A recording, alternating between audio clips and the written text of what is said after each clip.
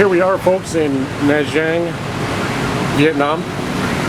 This is an area that is the #1 tourist on the West Coast Vietnam attraction.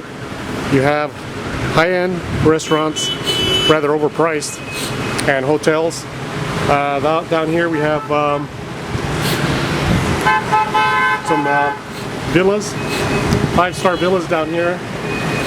We have Vinpearl Island in the distance. There's, I don't know if you can see, but there's gondolas that take you to the island. It's one of the longest gondola rides in the world. It's about a quarter mile all the way to the Ferris wheel down there, if you can see it. And it's an amusement park. It's kind of water park, Disneyland,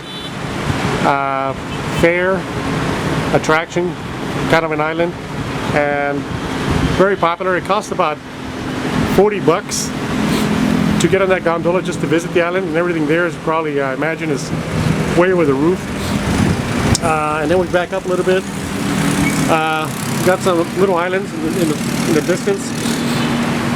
This is kind of a semi-fishing village also on the side, but tourists run this place. There is approximately 3 different types of communist visitors here. I think I'm the only non-Russian, non-Chinese, and non-Vietnamese here in this resort. I haven't seen a Latin guy, a black guy at all around here. It's pretty much exclusive for the upper class in China, Russia, and not really Vietnam. Vietnam, they're still broke as hell, but they run these businesses and get pretty good tips. The goddamn beeping, everybody honks. A little explanation on why people honk. It's kind of like a bat when he's flying around a cave. They honk because they want others to know how close or how far they are from the other rider. They're not honking because it's road rage or because they're angry at somebody. They honk to disclose where they're at. So I found that out a few years back. But down in the distance down there, there's some real cool, there's a club called Sailing Club, which is kind of like the most popular club down there for tourists.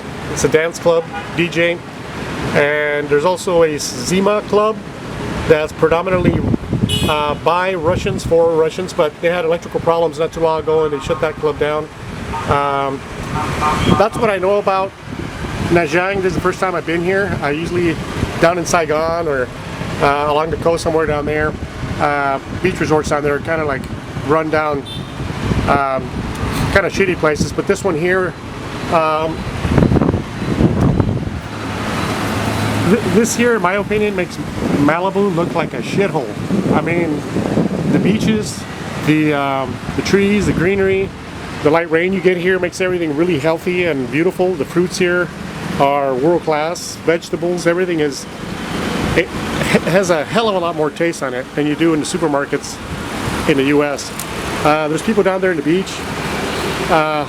Since like 7 o'clock in the morning, people jump in the goddamn water. You know, these Siberians that come over here from Siberia, which is they're always freezing their ass off, and they come over here. It's day and night. It's about 80 to 90 degrees minimum, with at least about a 70-80% humidity. So your ass is always stuck to whatever the hell your clothes you're wearing. You're always sweating, and there's a lot of tourist buses that gather down here in the morning. Usually about 6 or 7 or 8 buses down here that bring tourists from various areas. Basically, to explain that, all the cheap asses buying $10 and $15 hotel rooms, they come down here where the not so cheap hotel rooms are to take advantage of the ocean views and everything else. But the bus trip, I'm sorry, not the bus trip, to fly here from Saigon, it's about $23, and it's a 1-hour flight north of Saigon.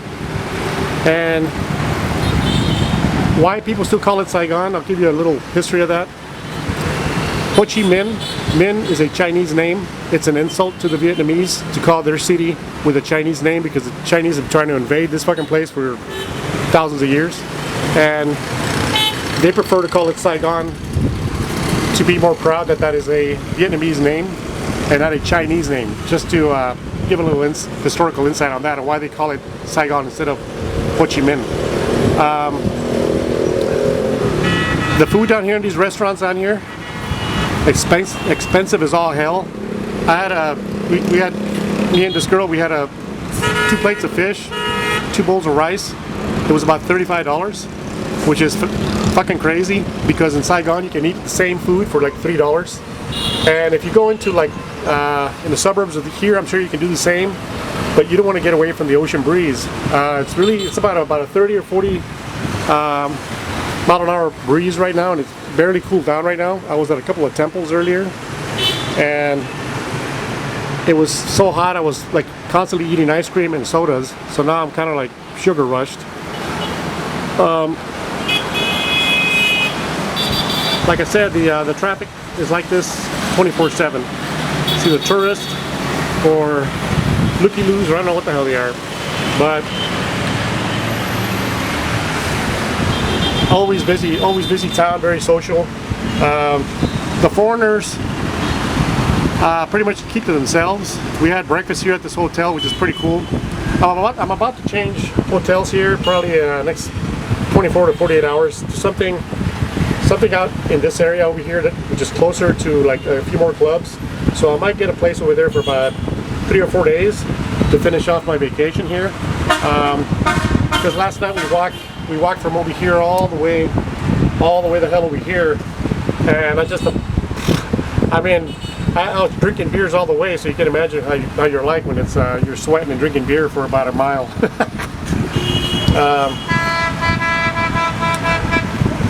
So when you visit here, you got to really be on top of the prices, on top of the money denominations, because you can get swindled pretty quickly down here. 20,000 of their Vietnamese dong is about $1. So you really need to keep that in perspective. There is an advantage to switching money from dollars to their local currency because you can pay exactly what it is. You know, they don't give you quarters and nickels and dimes back, but that's a lot of money down here.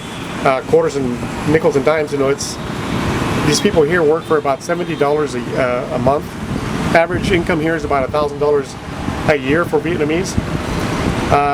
The cheap bastards, Chinese and Russians, come down here and they get $20 fucking rooms and they walk around and get the free breakfast, and then they just eat fruits and vegetables the rest of the goddamn day. I will definitely come back here in the near future because I didn't know it was so cheap to fly from Saigon. Saigon is dirty, gritty, loud, hot, far away from the beach, and for $23 to fly here in 1 hour, it's fucking glorious. So put this on your bucket list, people, and come on down here and check it out. Most of the locals, taxi drivers, waiters, etc., they speak English, or at least enough to get the point across. So don't hesitate, and once I get to my next hotel, I'll let you all know what's up with that one. Later.